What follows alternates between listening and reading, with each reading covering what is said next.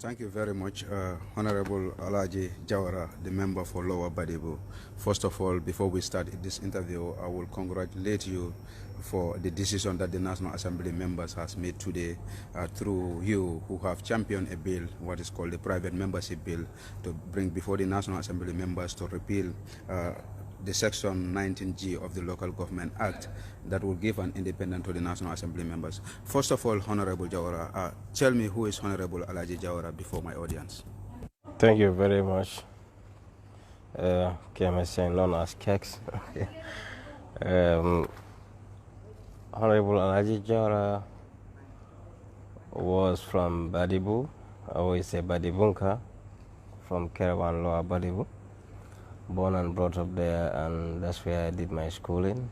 From right away from there, I went to Gambia Senior Secondary School.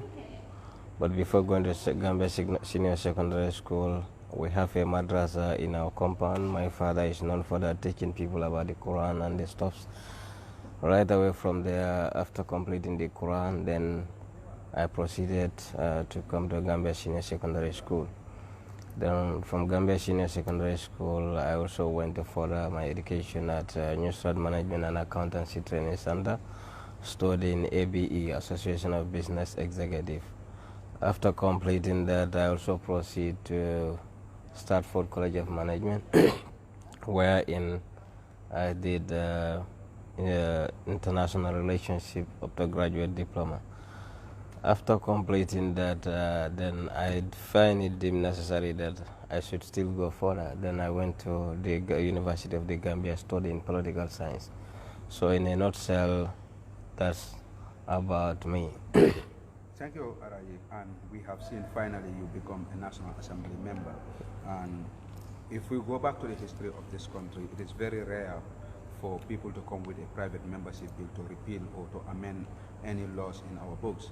But if we are to count, the numbers are not more than 5 since the history of this country since 1965 we gained independence. Yeah. First of all, tell us what inspired you to come with a private membership bill? What inspired me most is we as politicians, we should look into the people that we knew that these people are people that can inspire our life. And one of those is, one, it is part of those who inspired me because I do read his book, is Dr. Kwame Nkrumah. And two, I enter into politics through an uncle and a friend who I normally go to see him and we debate about issues, that is the Honorable Member for Woolly West. And I could remember when I finished my grade 12, we were promised that we will go to Malaysia or Venezuela for studies. And then when that thing was fell, then I went to him, we were chatting. I could remember that was on Friday. Then I was discussing with the member for Woolly West. By then I was not even a National Assembly member. I don't even think of coming to National Assembly. And he advised me that, Alagie, if you will take my advice, I know you will not have scholarship to go and study further your education because I know the system, what is going on here. My advice to you is to go and further your education at UTG, or you can go and do other courses. Then he gave me a very strong advice that day, and that was the day I make a decision that I think what this man is telling me, that's the truth. Then that's how I went to Newstart to take a form and start Association of Business Executive. Thank you, Alagie. One will say Alagie is not somebody who is legal minded when it comes to law, in say even you are a National Assembly member, because we know, coming with a private membership bill, you need a legal advice. Can you tell me that you have seek legal advice, or you have just take the laws like the books and you read them, you understand that this law is very bad, it is undemocratic, and this is what inspire you to come and bring, or you have seek a legal advice from somebody, or somebody inspired you, because there are rumors going on that this was drafted and given it to you. So what will you say to that, sir? Rumors are allowed to be. The best thing that a politician can do is to give room to your critics. Let them continue criticizing. No one drafted anything and give it to me. Having gone through the process of trainings in life, the educational careers that I acquire, I think I am fit to do the things on my own. and having the experience also being in the National Assembly for 3 to 4 years, and you know how the proceedings and everything is going on, and that also pave a way for me how to do certain things. And we have the Constitution here as our Quran and the Standing Order.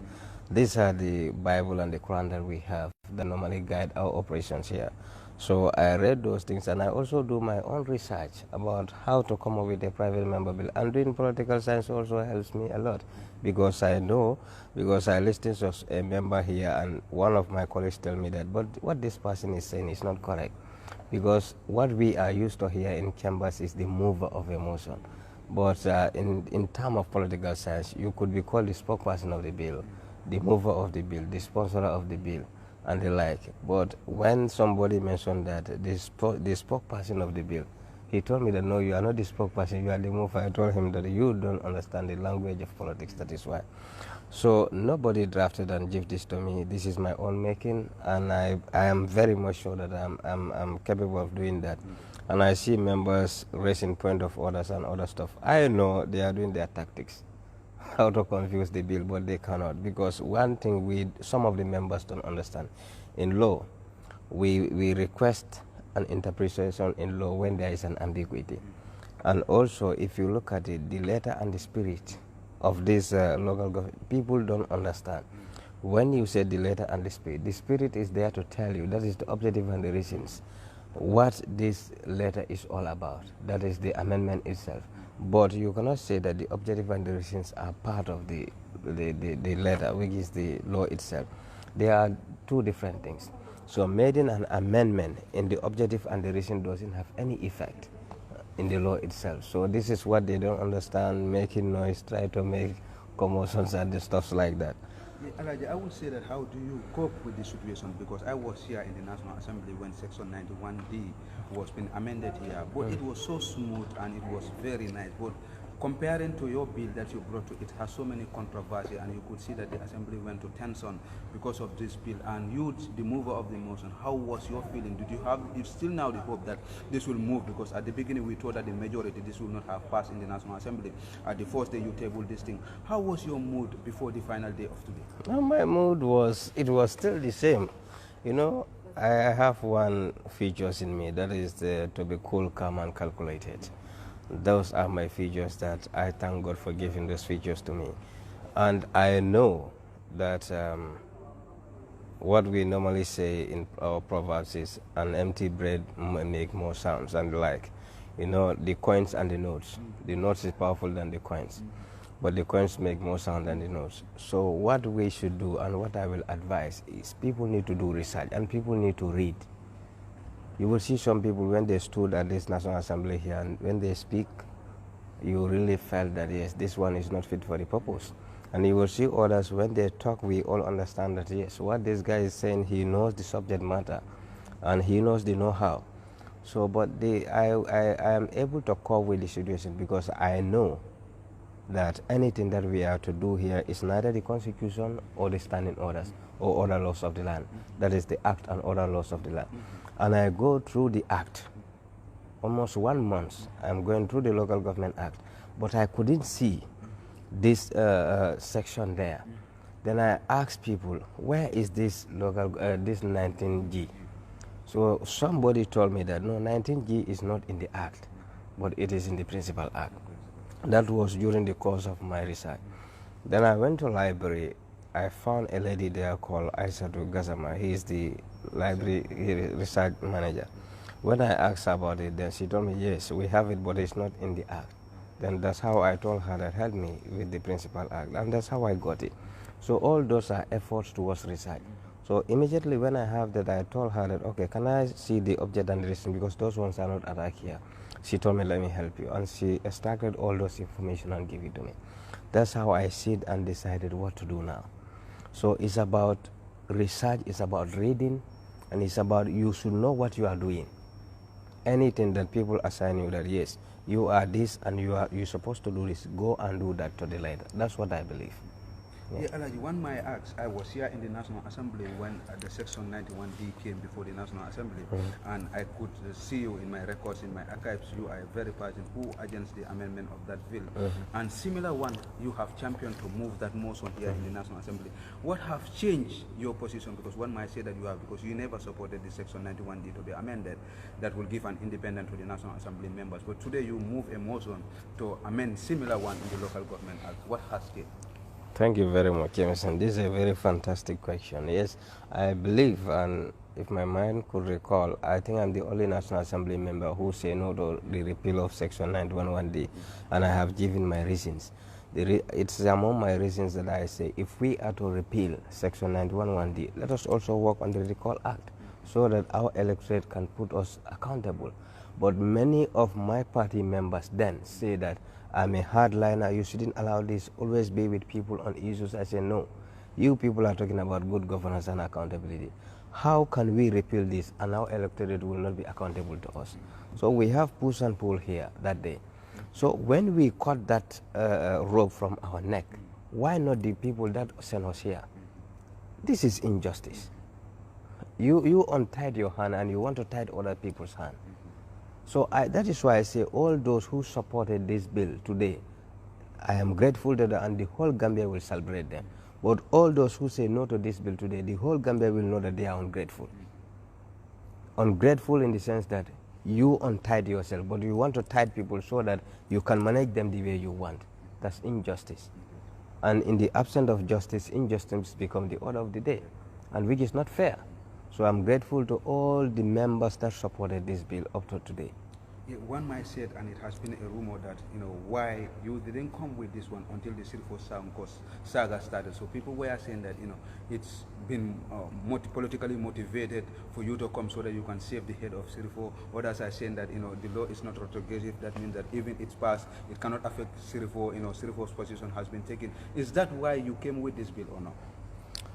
Thank you very much. This is a very good question, but I will ask those people to go back to the Bible or the Quran that we have here. That is the Constitution or the Standing Order. If they can find anything in this Standing Order or anything from these constitutions that says that this is the particular time that a member should come up with a private member bill, or in this Standing Order that this is the time that a member can come up with a private member bill, I will be very happy. There is no time frame given. And I can say what I did was very fair. We untied ourselves, we are free, and we don't do anything with the councils and the chairpersons and the mayors. And now we have seen something smelling, coming, and it is our responsibility as people reps to free those people. Why not we scare them? And I think the honorary thing that this National Assembly should do, the very day that we repeal Section 911D, that was the day we should also repeal this 19G. But why is it that we don't do so? And that's inspired you, like you want to tell me that because you have seen that people want to use that instrument, that's what we call colonial rules, also suppress people that are elected, and that's prompted you to make sure that, for the future conduct, that it's not happen, people not use it to abuse because of you have a difference with a member that is elected, but rather you use the electorate that can recall, because there's a law in that local government act that says that, 50% of the electorate can recall. So you rather use the verdict of the people rather than a few individual or group. Exactly, and that's what is democracy. Because if you look at the Local Government Act, Section 22 says to recall the elected chairperson, almost 50% of those in that region should sign a petition to the IEC, and after that the IEC also should conduct a referendum. So these are all processes that we can unseat our chairpersons. But it is not that, no, he don't listen to me, he's not with me, he's this and that. You have sentiments, you have jealousy or whatsoever against the person, and you want to unseat that person because you have the political power to do so. And yesterday, every Gambian knows that. We all says that this is a bad law. I feel ashamed of myself today when I heard some of my colleagues saying that we all know this is bad law, but in this circumstance it's a good law. How can that be possible? You admitted that something is wrong, and you said it is good today, because it is not in your side today, and that is why it is good. I said to myself, then what is the purpose of us going out to fight Jammeh? Then we have no cause to fight Jammeh.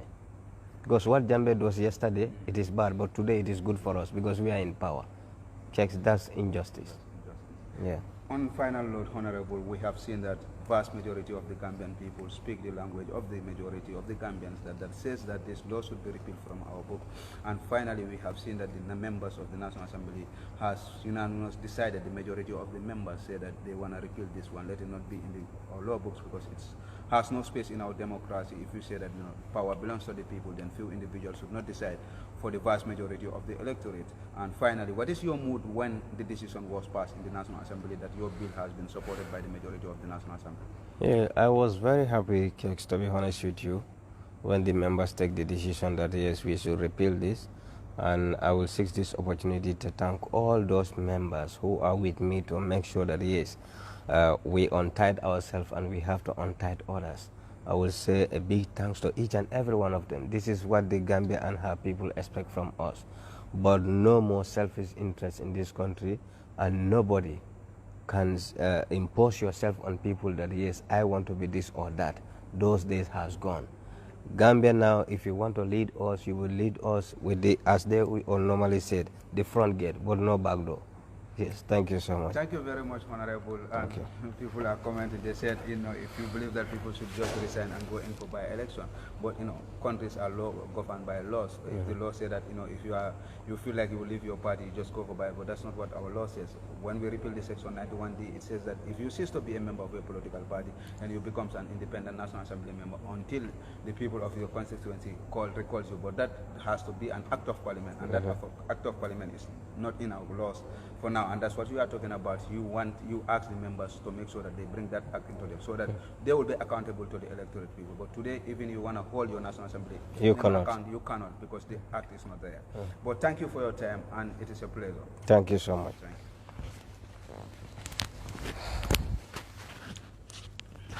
Thank you very much. That's an interview with Honorable Alagie Jawara, Law Baddibu MP, who was the champion or the sponsor of the private membership bill to repeal the Section 19G of the Local Government Act, which says that if you cease to be a member of the political party that you are elected to the council, then you lose your seat in the council. So now it is deleted that if even you cease to be a member of the party that elected you, you still maintain your seat until 50% of the electorate seat. They don't want you or you to represent them, then they will write a petition, send it to the IEC to recall you, and a by-election will be conducted. It is your brother Keksane.